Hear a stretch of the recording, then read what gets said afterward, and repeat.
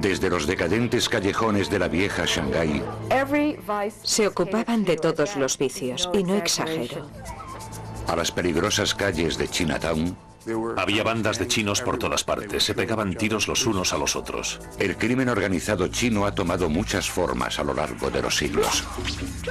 Es un mundo de lampa impregnado de mitos. A los miembros del crimen organizado chino les gusta identificarse con los antiguos guerreros. Y formado en el terror. El equivalente a disparar a las piernas era cortar todos los tendones del cuerpo, lo que convertía a la persona en una especie de masa gelatinosa. Pero su meta siempre ha sido la misma. Ganarán dinero recurriendo a cualquier método.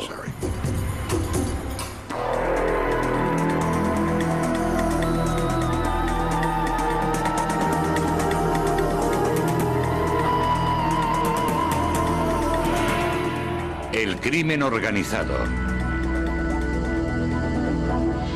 Episodio 4. La mafia china.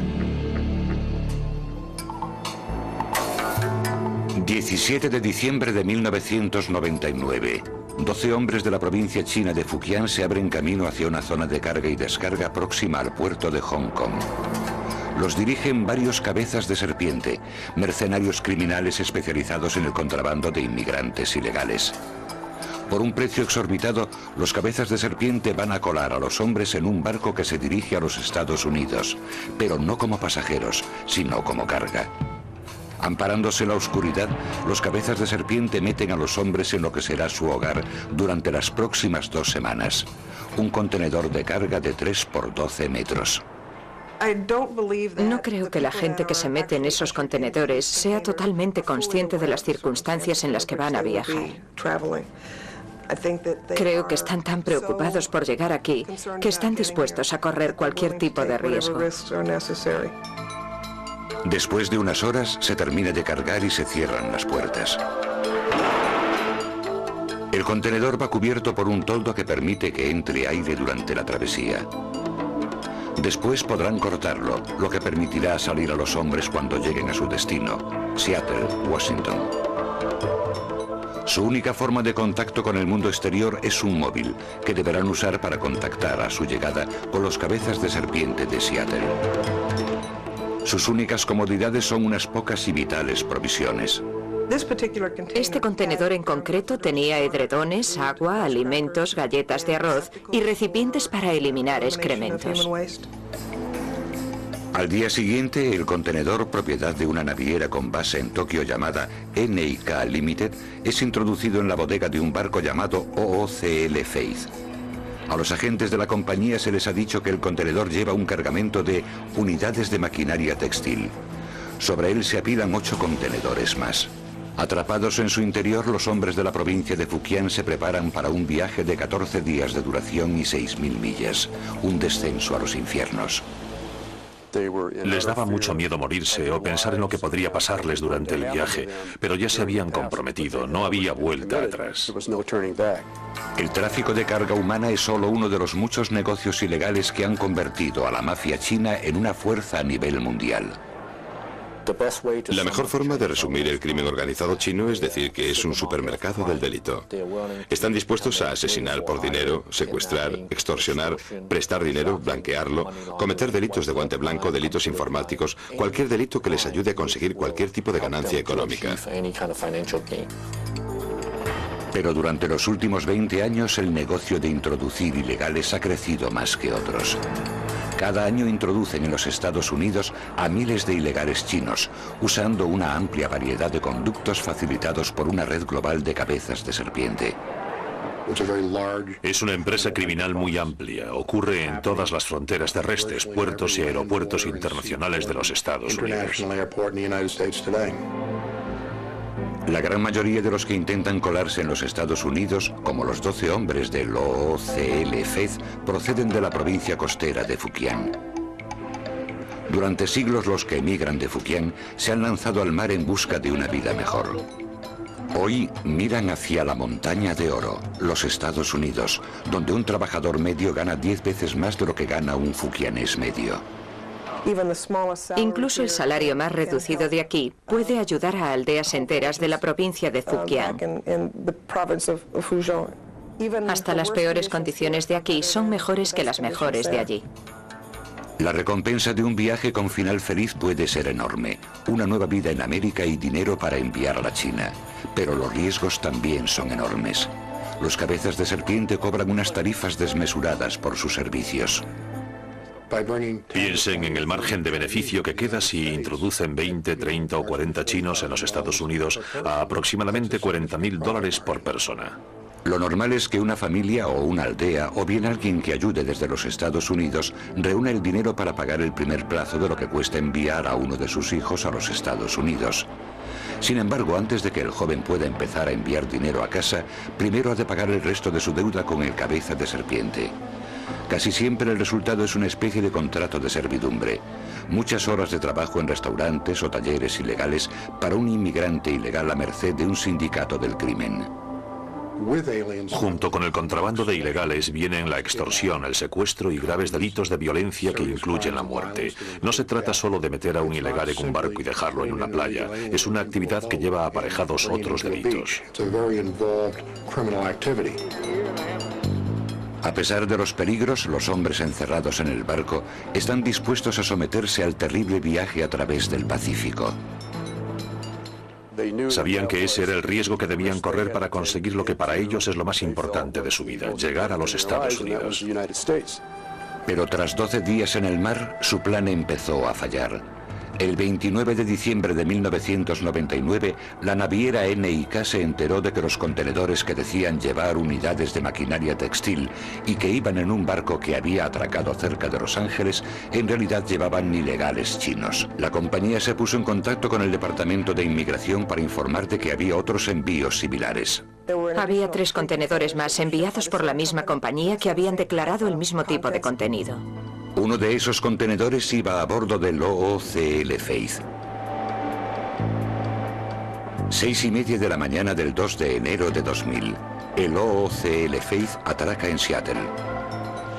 Los agentes de aduanas y del Servicio de Inmigración están esperando y preguntándose con qué se van a encontrar. Por fin, después de 2 horas, el contenedor es retirado del barco y depositado aparte. Utilizando máscaras para protegerse de las enfermedades de transmisión aérea, los agentes de aduanas fuerzan la cerradura con cuidado. Hay muchos factores desconocidos a tener en cuenta antes de abrir un contenedor. No sabremos si habrá gente necesitada de atención médica o si habrá gente armada. Cuando se abren las puertas, un olor a basura y a excrementos impregna el aire. Los traductores ordenan en mandarín a los hombres que salgan.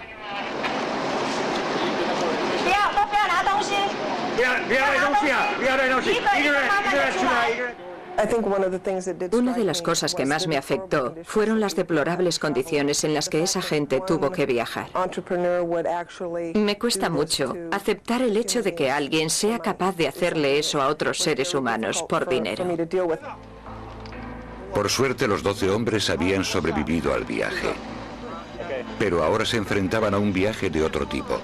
A 4 semanas y 6.000 millas de su casa, quedaron bajo la custodia del Departamento de Inmigración que los detuvo por polizones. Esa semana, el OOCL Faith fue uno de los 4 barcos que llegaron a Seattle con carga humana en sus bodegas.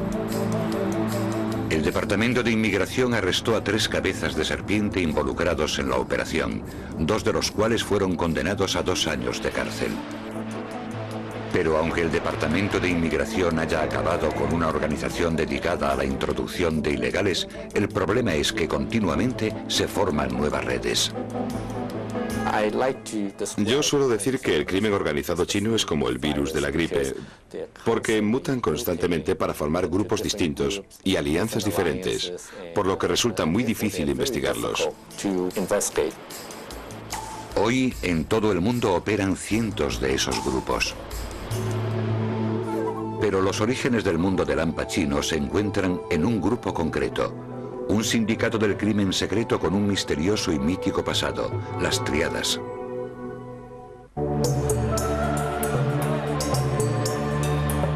Actualmente el mundo del hampa chino está formado por cientos de diferentes organizaciones criminales.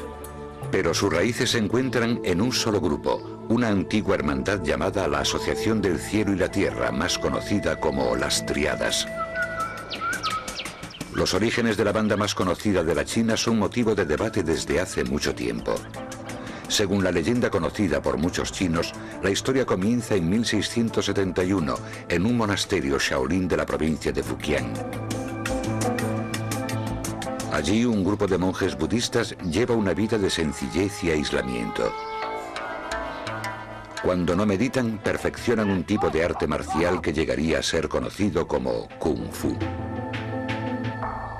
Un día los monjes se enteran de que los ejércitos bárbaros se acercan a la capital, Pekín, y amenazan con derrocar el imperio Qing. Supone un cataclismo. Los ejércitos imperiales no son lo bastante fuertes como para resistir, por lo que un emperador desesperado pide ayuda a todo el mundo para rechazar la invasión. Llevados por el deber patriótico, los monjes del templo Shaolin responden a la llamada utilizando el Kung Fu para rechazar a los bárbaros sin perder ni un solo hombre. Un agradecido emperador ofrece a los nuevos héroes riquezas y títulos nobiliarios, pero los monjes lo rechazan. En cambio, regresan a su aislada vida en Shaolin sin pensar la traición de los asesores del emperador. Los malvados altos cargos que rodeaban al emperador les sugirieron que si habían hecho aquello podrían hacer cualquier cosa, así que sería mejor librarse de ellos. El emperador, que era manchú y no chino, actúa con rapidez temiendo una rebelión interna. Envía un grupo especial a Fujian, armado con veneno y pólvora, y en un banquete de celebración, los invitados emborrachan a los monjes y después prenden fuego al templo. Las llamas devoran el monasterio, matando a casi todos los monjes Shaolin. Los 5 únicos supervivientes caminan durante días para huir de las tropas del emperador. Por fin se detienen a descansar junto a un arroyo donde descubren un pebetero que flota en el agua. Lleva unos caracteres chinos que dicen: derrocad a los Qing, restaurad a los Ming. Aquellos monjes, al ver el pebetero, pensaron: el cielo nos ha enviado un mandato. Para los monjes el mandato está muy claro: deponer al emperador que los ha traicionado y restablecer la dinastía Ming para que la China vuelva a ser gobernada por los suyos. De este encargo patriótico surge una nueva hermandad que los 5 monjes se encargan de expandir por toda la China. Durante siglos, las distintas versiones de esta historia han dado forma a la mística de las Tríadas. Sin embargo, los historiadores dicen que la leyenda de los monjes Shaolin es solo eso, una leyenda. De hecho, afirman que no hay nada noble en el nacimiento de las Tríadas. A los miembros del crimen organizado chino les gusta identificarse con esos antiguos héroes y guerreros para darle un toque especial a sus actividades delictivas. Para mí no es más que puro cuento. Según los eruditos, la auténtica historia de las Tríadas comienza en la provincia de Fujian durante el siglo XVIII. Era una época de agitación económica y los jóvenes que vivían al margen de la sociedad se vieron obligados a marcharse en busca de trabajo. Pero en Fujian los caminos eran peligrosos porque estaban llenos de bandidos y ladrones. En el siglo XIX, Fujian es el salvaje oeste de la China. Cualquiera estaba expuesto a que en cualquier momento lo insultasen, abusaran de él, le robasen, se aprovecharan de él, lo estafasen o incluso lo matasen. Como medida de protección, los jóvenes se juntaban para formar sociedades de ayuda mutua. Eran como familias adoptivas, hermandades unidas por sus juramentos de lealtad. Si estabas en el mercado y alguien intentaba engañarte, podías decir: si sigues engañándome, llamaré a mis hermanos y cuando acabe el mercado te machacarán la cabeza. Pronto, las sociedades fundadas para defenderse comenzaron a delinquir también. Los hombres que entraban en esas sociedades, que las necesitaban, no eran angelitos, ocupaban el escalón más bajo de la sociedad. Se dice que aquí, en este templo, un grupo de monjes itinerantes formó una hermandad secreta en 1761. La llamaron la Asociación del Cielo y la Tierra, nombre inspirado en la imagen tradicional china del orden cósmico. El cielo encima, la tierra debajo y los seres humanos en el medio. Para representar esta relación, la Asociación del Cielo y la Tierra tomó como emblema un triángulo equilátero, símbolo que con el paso del tiempo dio lugar a su nombre occidental, las Tríadas. En poco tiempo, distintas ramas de esta nueva hermandad comenzaron a surgir por toda la provincia de Fujian. No tenían un padrino, un papa, una figura central. La sociedad se fundó como una serie de pequeñas unidades o células autónomas que parecían surgir casi al azar. Los nuevos miembros se iniciaban con un solemne ritual cuyos elementos se siguen usando actualmente en las Tríadas. El ritual solía empezar cuando los iniciados pasaban por debajo de varias espadas alzadas, lo que simbolizaba la entrada a una nueva familia. Después se sacrificaba un animal al que se desangraba y cuya sangre se mezclaba con vino y cenizas de incienso. Los iniciados se pinchaban un dedo añadiendo su propia sangre a la mezcla. Al final, tras jurar que nunca traicionarían los secretos de la hermandad, bebían. Durante décadas la Asociación del Cielo y la Tierra consiguió escapar al control del gobierno.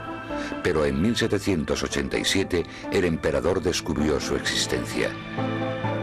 Debido a su mitología mesiánica, la leyenda de los monjes Shaolin, la misteriosa sociedad podía representar un peligro para la dinastía en el poder. Y se lanzaron a una caza de brujas por toda la costa de Fujian, donde en algunos lugares fueron casa por casa en busca de los supuestos miembros de la Sociedad del Cielo y la Tierra. Pero la caza de brujas no salió bien. Cuanto más interés ponía un gobierno en acabar con ellos, más crecían y se expandían. Algunos miembros pasaron a la clandestinidad y se repartieron por toda la China, llevando con ellos los secretos de su criminal hermandad. Casi de repente, la fracasada persecución del gobierno convirtió a la Asociación del Cielo y la Tierra en la sociedad secreta más famosa y célebre de la China. Durante el siglo siguiente, las Tríadas se extenderían por todo el sudeste asiático y se establecerían en los barrios chinos de Norteamérica. Sus actividades ilícitas abarcaban cualquier campo: tráfico de drogas, prostitución, juego. Y como las Tríadas formaban el grupo que definía el crimen organizado chino, surgieron decenas de imitadores. Con el tiempo, uno de ellos controlaría el oro blanco del tráfico de opio de la China y con él la ciudad más decadente del mundo, Shanghái.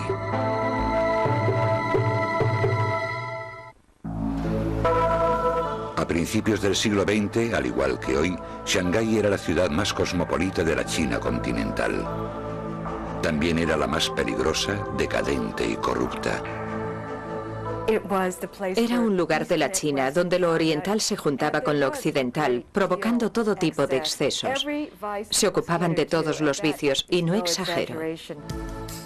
La ciudad era en realidad tres mundos dentro de uno: los territorios británico, francés y chino, cada uno custodiado por su propia policía. Era el caldo de cultivo perfecto para la delincuencia. Un bandido podía delinquir en una jurisdicción y escaparse a otra para evitar ser arrestado. Con el paso del tiempo, una única banda dominaría el próspero mundo de Lampa de la ciudad. Y un ambicioso gángster se convertiría en el señor del crimen más poderoso que la China ha visto jamás. Con el auge de las Tríadas a finales del siglo XVIII, las sociedades secretas comenzaron a surgir por toda la China. Una de las mayores era la famosa Banda Verde. La Banda Verde comenzó siendo una asociación benéfica para los barqueros que trabajaban en el Gran Canal, la vía fluvial interior por la que se transportaba el arroz de los impuestos desde el centro de la China a Pekín. Cuando la llegada de los barcos de vapor dejó sin trabajo a los barqueros, muchos se dirigieron a la ciudad. Los componentes de la Banda Verde comenzaron a llegar a Shanghái, donde al principio fueron obreros normales, pero después comenzaron a tomar parte en los negocios ilegales de la ciudad. Gracias a su experiencia en navegación y transporte, los componentes de la Banda Verde se abrieron camino en el próspero tráfico de opio. El opio era el mayor negocio de Shanghái. Y de él dependían otros negocios ilegales auxiliares, robo a mano armada, prostitución, juego, préstamos ilegales, etc. A mediados de los 20, los miembros de la Banda Verde controlaban los negocios ilegales de los 3 sectores de Shanghái. En una ciudad del tamaño del Chicago de Al Capone, la Banda Verde lo controlaba todo. La Banda Verde fue capaz en un periodo de tiempo asombrosamente corto de pasar de ser un grupo anticuado de hermanos del norte de la China a convertirse en la organización de criminales más poderosa del mundo. Y en medio de todo aquello estaba un gángster con más poder e influencias de las que Scarface podría haber imaginado, Du Yusheng. Du se crió huérfano y analfabeto en Pudong, una pobre aldea de campesinos al otro lado del río Huangpu, cerca de Shanghái. Llegó a la ciudad a los 14 años. De día el chico, conocido como Du el Orejotas, trabajaba en una tienda limpiando y pelando fruta. Por la noche se dejaba llevar por los vicios que ofrecía la ciudad, fumando opio y jugando. Era una persona inmoral y Shanghái era una ciudad inmoral. Alrededor de 1910, Du juró su entrada en la hermandad secreta del crimen de la Banda Verde. Poco después, el astuto y joven matón comenzó a trabajar para el poderoso jefe del sector francés de la ciudad, Wang Jinrong, o como le apodaban, Wang Picado de Viruela. Wang era uno de los gánsteres más temidos de Shanghái. Además, también era el jefe de la policía china del sector francés de la ciudad, también conocido como Concesión Francesa. Wang era valioso no solo porque pudiera proporcionar información a la policía francesa, sino porque podía manejar el mundo del AMPA de la Concesión Francesa. En la Concesión Francesa, los gánsteres no compraban a la policía, eran la policía. Du Yusheng buscó los favores del jefe del crimen y llegó a convertirse en la mano derecha de Wang. Pero solo estaba esperando su momento. En Shanghái, la lealtad no te lleva a lo más alto. En 1924, cuando su mentor cometió un fatídico error, Du vio la oportunidad de entrar en acción. Todo comenzó una noche en la ópera. Wang Jinrong, el viejo padrino, era aficionado a la ópera. De hecho, era el propietario de un teatro de ópera que, en parte, había construido para agradar a una estrella de la ópera con la que estaba obsesionado. Iba 2 o 3 noches por semana a verla actuar. Esa noche, el hijo del jefe militar más importante de la región se encontraba entre el público. Cuando acabó la función, el joven y sus amigos comenzaron a silbar y a abuchear a la estrella preferida de Wang. Furioso por el insulto, Wang ordenó a sus guardaespaldas que le dieran una lección al arrogante príncipe. Se lo llevaron afuera y le dieron una paliza. Pero por una vez, Wang había ido demasiado lejos. En esa época los jefes militares eran los personajes más poderosos de la China. Controlaban el país desde 1911, cuando los rebeldes nacionalistas derrocaron al último emperador Qing, pero fracasaron a la hora de crear un gobierno nacional unificado. 2 noches más tarde, cuando el jefe militar secuestró a Wang y lo encerró, el gángster no pudo hacer nada. Para él fue una humillación terrible. Perdió toda su credibilidad. Wang Picado de Viruela, la persona más poderosa de la Concesión Francesa en la cárcel. Esto provocó el miedo entre la mayoría de los miembros de la organización criminal que él controlaba. El texto chino decía que parecían hormigas sobre una plancha de hierro caliente. ¿Qué hacemos ahora? Se han llevado a nuestro jefe. Sin embargo, Du Yusheng no se dejó llevar por el pánico. En cuanto vio su oportunidad, no la dejó pasar. Sabía que podía desplazar a Wang Jinrong. Primero, Du pagó al jefe militar para que liberase a Wang Jinrong. Naturalmente, después de eso ya nada fue igual. Wang Picado de Viruela tenía que mostrarse agradecido a Du Yusheng. A partir de aquel día, Du Yusheng fue el verdadero jefe de la Banda Verde. Fue un golpe de estado muy bien organizado, pero Du no se quedó ahí. También consiguió que el jefe militar aceptase proporcionar protección militar a los cargamentos de opio que llegaban a la ciudad.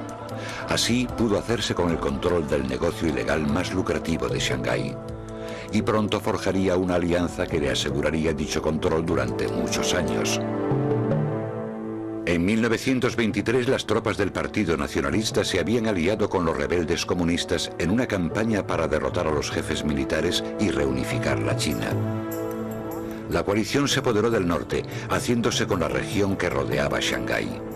Pero la alianza nunca había sido demasiado sólida. El líder nacionalista, Chiang Kai-shek, no se fiaba de los comunistas y temía por su propio futuro si estos conseguían apoderarse de Shanghái. En 1927, Chiang se puso en contacto con la figura más poderosa del mundo del AMPA de la ciudad, Du Yusheng. El general le pidió a Du que utilizara la fuerza de la Banda Verde contra los comunistas, que por entonces estaban organizando una huelga masiva en la sección china de Shanghái. Du aceptó velando por sus intereses. El futuro del monopolio del opio, que él más o menos tenía en Shanghái, se veía amenazado por la victoria comunista. El 12 de abril de 1927, a las 4 de la madrugada, en el centro de Shanghái, un penetrante silbido atraviesa el silencio del alba. A esa señal, miles de miembros de la Banda Verde acceden a la sección china de Shanghái, provocando un brutal ataque contra los huelguistas comunistas. Había comenzado la masacre conocida como el Terror Blanco. Los esbirros de Du sacaban a los hombres a la calle y los atravesaban con sus bayonetas o les disparaban. Un testigo dijo que las cabezas rodaban por las cunetas como si fueran ciruelas maduras. En cuestión de horas, los hombres de Du masacraron a casi 5.000 personas. El gángster le había entregado la ciudad a Chiang Kai-shek y ahora quería su recompensa. En abril de 1927, el jefe del mundo del crimen de Shanghái, Du Yusheng, organizó la salvaje matanza que sería conocida como Terror Blanco. Los componentes de la Banda Verde asesinaron a miles de comunistas, permitiendo que las fuerzas nacionalistas de Chiang Kai-shek se alzaran con el control de la ciudad. Como recompensa, a Du se le concedió el grado de general del ejército nacionalista. Y junto con el cargo llegó lo que el gángster deseaba más que cualquier otra cosa: la respetabilidad. Es el acontecimiento que lo sitúa en un pedestal, por encima de los demás. Y esto hace que empiece a considerarse un político y no solo un criminal. El inculto gángster decidió convertirse en un caballero de Shanghái. Contrató eruditos para que redactasen trabajos sobre su familia, aunque él no sabía leer. Entregó tanto dinero a obras benéficas que en 1931, en el Quién es quién de la China, aparecía como un generoso filántropo. Acabaría siendo directivo de 5 bancos y de una universidad, además de ocupar un alto cargo en la Cámara de Comercio. Y siguió formando parte de la vida social de Shanghái. Este hombre, que surgió del escalón más bajo de la sociedad, ahora es el líder social de Shanghái. Cuando entra en un club nocturno, todo el mundo dice: ahí está, es él. Pero detrás de la fachada de respetabilidad, Du conservó su alma de gángster. Se ha dicho que Du era el Horacio Alger chino. Eso es cierto, pero también era el Al Capone chino. Desde su base en el sector francés, Du mantuvo su puño de acero cerrado sobre el mundo del AMPA de Shanghái. Cualquiera que lo contrariara se arriesgaba a experimentar una truculenta forma de justicia. El equivalente a disparar a las piernas era cortar todos los tendones del cuerpo, lo que convertía a la persona en una especie de masa gelatinosa. Para Chiang Kai-shek, el miedo inspirado por Du y sus secuaces se convirtió en una herramienta muy útil para recaudar fondos. Necesitaban a la Banda Verde por su fuerza, ya que muchos de los ciudadanos más ricos de Shanghái vivían en secciones de la ciudad que no estaban bajo el control chino. ¿Quién podía entrar en la concesión francesa y secuestrar o matar a un banquero con impunidad? Los hombres de Du Yusheng. Du Yusheng se convirtió en el instrumento de terror que asustaba a la clase capitalista de Shanghái. La relación de Du con los nacionalistas también le sirvió a este para llenarse los bolsillos. Tras el Terror Blanco, el gángster se convirtió en el jefe del llamado Comité para la Supresión del Opio, la agencia encargada de todo el opio ilegal confiscado por las autoridades. Du ya tenía el monopolio del tráfico de opio de Shanghái y ahora, gracias a su puesto en el gobierno, también controlaba las enormes cantidades de droga de las que se incautaban los nacionalistas. Se trata de un negocio redondo. Sería como coger la cocaína almacenada en la sala de pruebas y que la propia policía la vendiese de nuevo en las calles. A principios de los 30, el poder de Du sobre el mundo del AMPA de Shanghái parecía inquebrantable. Se había convertido en el gángster más poderoso de la China y en uno de los hombres más influyentes de Shanghái. Pero el futuro traería consigo el desplome de su imperio y la destrucción de sus sueños de honor. En 1937, las eternas tensiones entre la China y el Japón acabaron en guerra.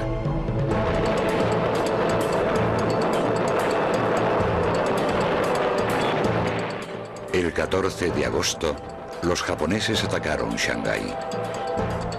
Los refugiados de la sección china de la ciudad huyeron a las zonas internacionales con la esperanza de eludir la amenaza japonesa.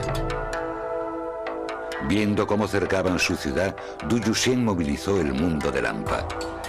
Los componentes de la Banda Verde lucharon en primera línea de fuego del ejército chino y formaron unidades de guerrilla para resistir la ocupación japonesa. Pero eso no bastó. Tras 3 meses de encarnizada lucha, Shanghái cayó.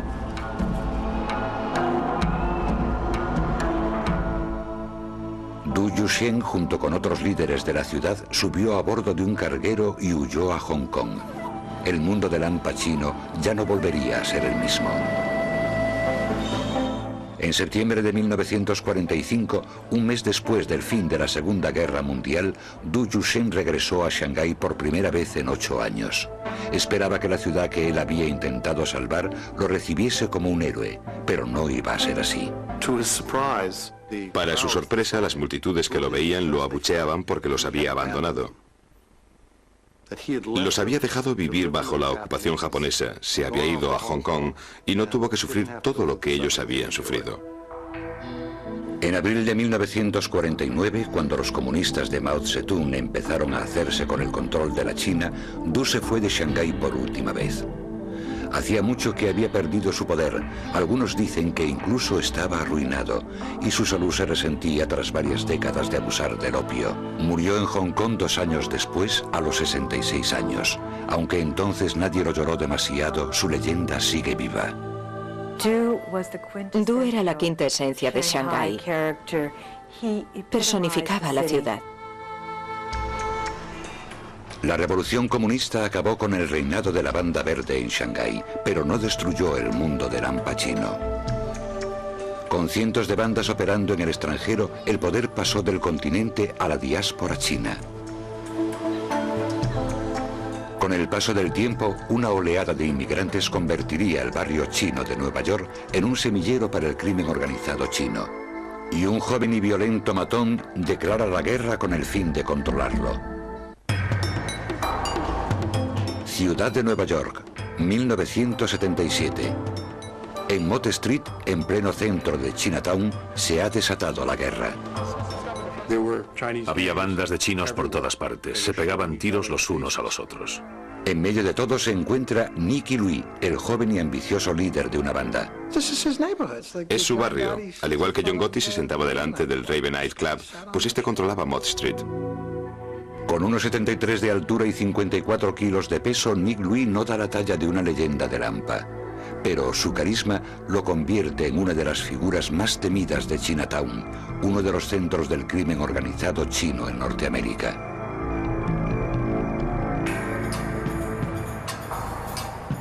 Jimpo y Louis llegó a Norteamérica cuando era un muchacho a finales de los 60. El que pronto sería conocido como Nicky formaba parte de una oleada de inmigrantes que empezó a llegar a lo que hasta entonces había sido un barrio tranquilo. Chinatown era una ciudad dentro de la ciudad de Nueva York. Se podía vivir en ella sin tener que hablar inglés y además se podía vivir muy bien.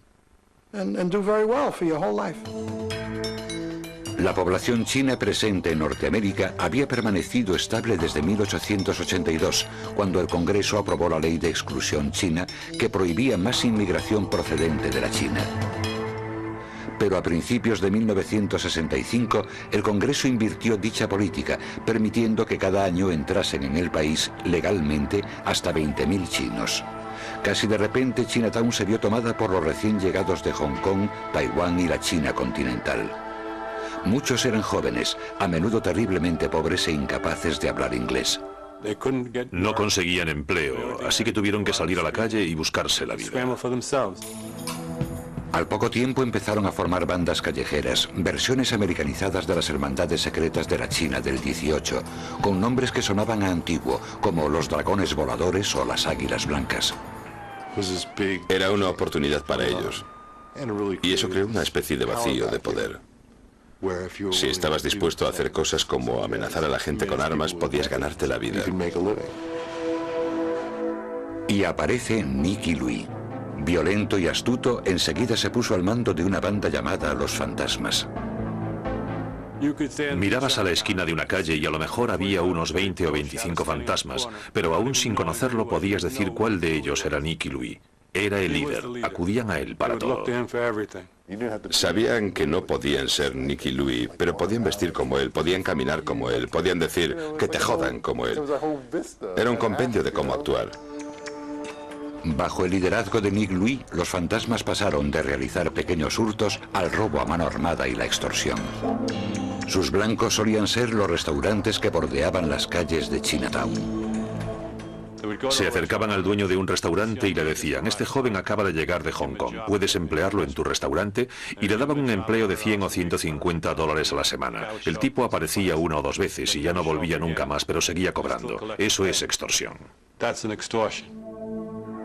Pero el ambicioso Nicky Louis tenía mejores planes.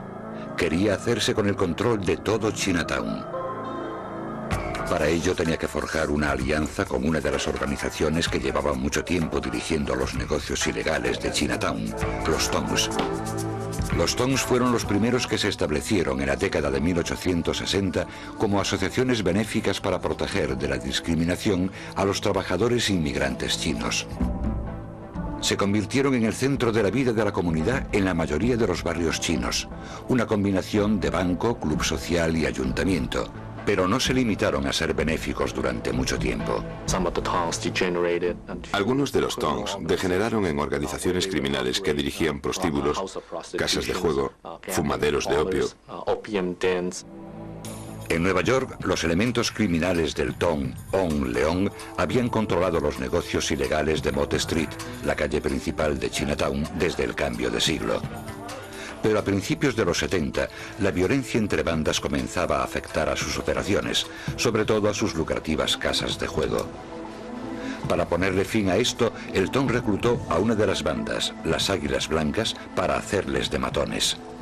Los fantasmas se quedaron fuera, obligados a operar en la periferia del barrio chino, pero eso no detuvo a Nicky Louis. La noche del 3 de marzo de 1973, el grupo de Nicky vio a un miembro de las Águilas Blancas, Arthur Ha, solo, de pie en Mott Street. Clavándole un arma en las costillas, los fantasmas lo metieron en un coche y se lo llevaron a uno de los muelles de East River. Allí lo ataron, lo llevaron hasta el borde del agua y lo arrojaron a las rápidas aguas. Su cadáver se recuperó varias semanas después. El asesinato de Arthur Ha conmocionó el mundo del hampa de Chinatown. Demostraba que los águilas eran vulnerables, en lo que, supuestamente, era su zona geográfica segura. Poco después, el Tong On Leong contrató a los fantasmas como fuerza bruta. El control de Nicky Louis sobre Mott Street ya era completo, pero el éxito lo convirtió en un blanco. Le dispararon tantas veces que se decía que cuando se giraba para esquivar las balas por la noche, se oía el ruido metálico que hacían al chocar. Su habilidad para sobrevivir se convirtió en parte de su misterio y su dureza empezó a formar parte de un mito.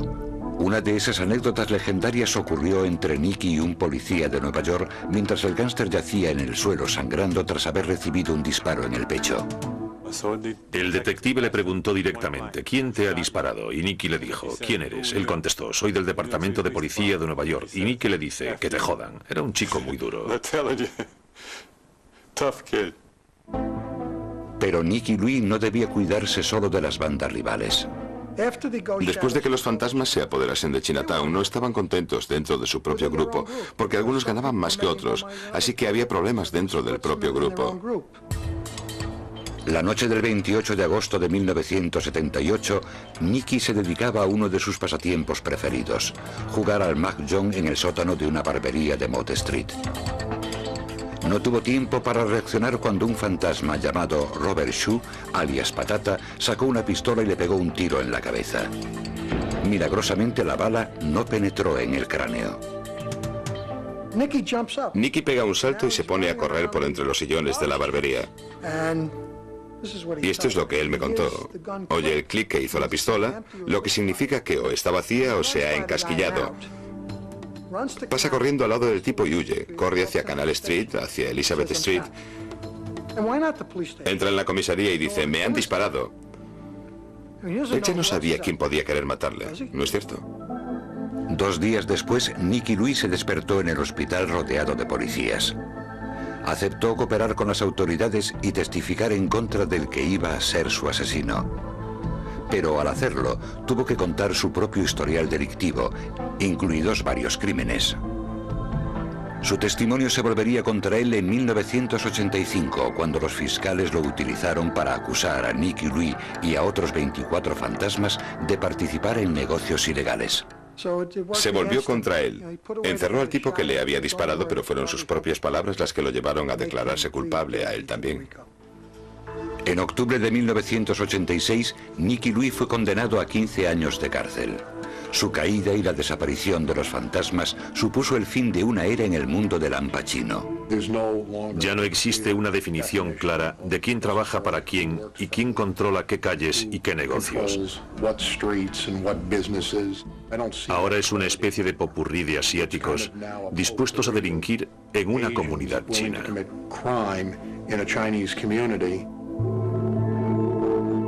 Desde que se fundó la Asociación del Cielo y la Tierra hace más de 2 siglos, el mundo del Al Pacino ha sobrevivido y prosperado, pero no ha perdido ni un ápice de su misterio. Hoy en los Estados Unidos se compone de una escurridiza serie de alianzas en constante cambio que solo tienen en común el deseo de enriquecerse.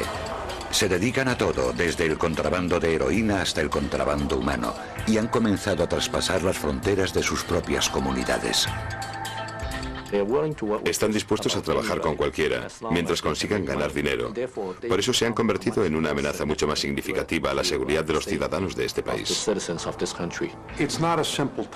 No resulta sencillo definir claramente el crimen organizado chino en la actualidad. Es algo muy complejo, muy intrincado, hay muchos espejos y mucho humo. Es una entidad en la que resulta muy difícil penetrar.